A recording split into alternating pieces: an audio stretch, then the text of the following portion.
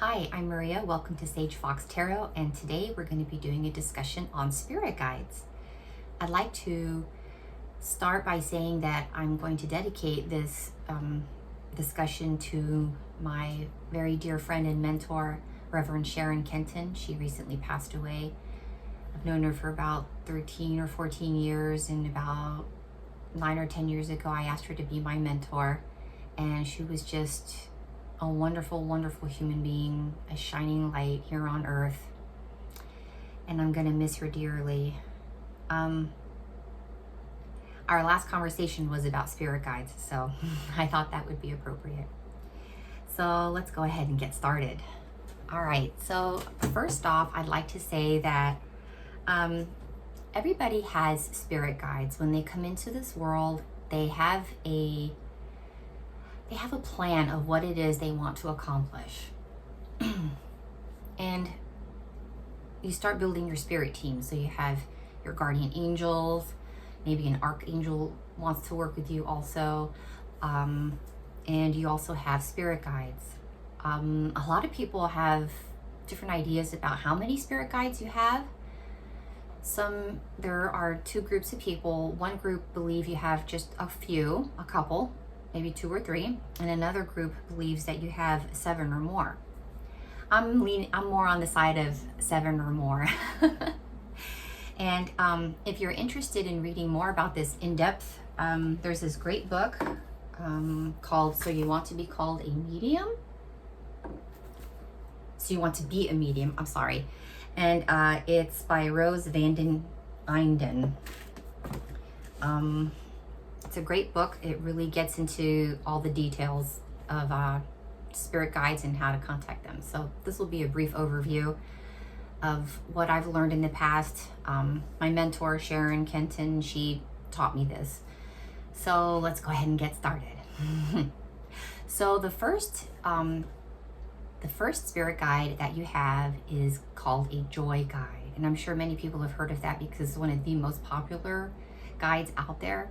Joy guides are here to help you remember the joy in your life. They're very close to you. They have a childlike, fun feel to them. Their energy is very childlike, very loving, very caring. They're very magical. They just have a very good sense of humor and help you enjoy the lighter side of life. The next one is called protector guides. Protector guides often have a military background, or they're very good with tactics and war. Very often they're Native American. Protector guides, they're also with you. So all these guides are with you from birth, okay? And the protector guide, they're there. Their title says what they do. They're there to protect you. Have you ever been in a near accident where you're just so close to hitting someone, but all of a sudden you veer the right way and you're just so close, or you happen to be distracted by something while you're driving and then you look right at the exact moment that you need to slam on your brakes? That's your protector guide. They're there protecting you, okay? They help you when you're in need. So a lot of people also believe that there's free will and they won't help until you call on them, but I don't really believe that because little kids, they don't know about spirit guides, correct? So I have a feeling that as you're young and as you grow, they're protecting you throughout your life. They're dropping hints and signs to show themselves to you so that you are aware of them after a while. So I'm more in the camp of believers that think that they are there protecting you and guiding you no matter what. If you'd want to know more about how to contact, I should have said this before, if you want to know more about how to contact your spirit guides, you can meditate. That's my favorite way, meditating. There's also a very good way to just simply ask what is your name, if you're curious on what their name is, because names help. Instead of saying, hey, protector guide, you could just call on whatever their name is.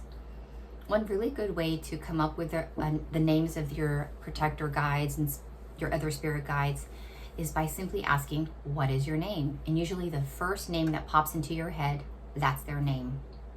Or you could ask for signs. Please give me a sign. What is your name? Like my joy guide, you know, my joy guide is named after a flower.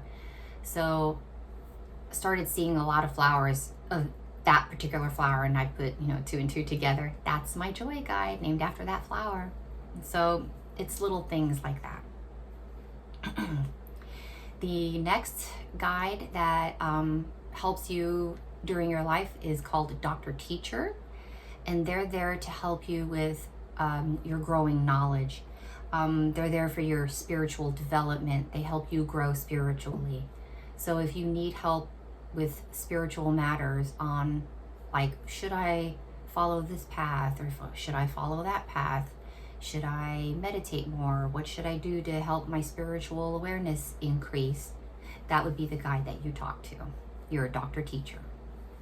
The next one is Dr. Chemists, and they are in charge of your well-being, your health. So if you ever want a little healing in your life, you can ask your Dr. Chemist to please help you heal, or to please help you to find the right path on what is the best way to heal whatever it is that you're needing healing. They can also help with, I believe, you know, cleansing your auras, cleansing your chakras, cleansing your personal space. So they work a lot with energy within and without the body. So Dr. Chemists are really good for that. Next up, we have Master Guides. Master Guides are here for teaching you about getting better on your life, or your path of enlightenment. They are there to guide you so that you can become more enlightened. So whenever you feel that calling to raise your energy levels, to raise your spiritual development, that's from your Master Guide. And Master Guides sort of are a little higher level than the other spirit guides. And that is because their job is a little bit bigger.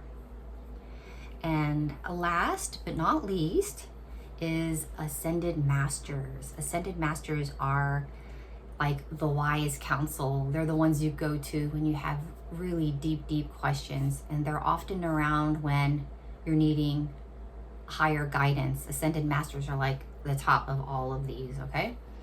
And there are many Ascended Masters to work with. You can choose. Often you have a feeling of who you work with.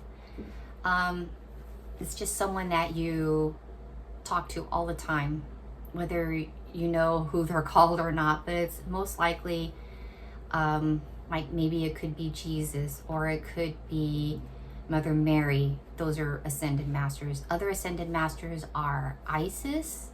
There's also Solomon. Let's see who else. Kuan Yin. She's an Ascended Master. So most likely you're already talking to these people and you already know who they are. Those are your Ascended Masters.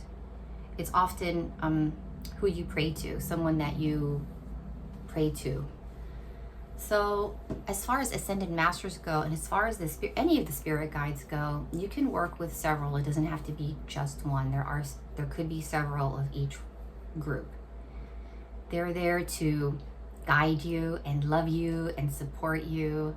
And the fact that they chose to become spirit guides to help you and help you along your path of spiritual development, it takes a lot of love and commitment. And these are certainly guides that are here to help you be successful.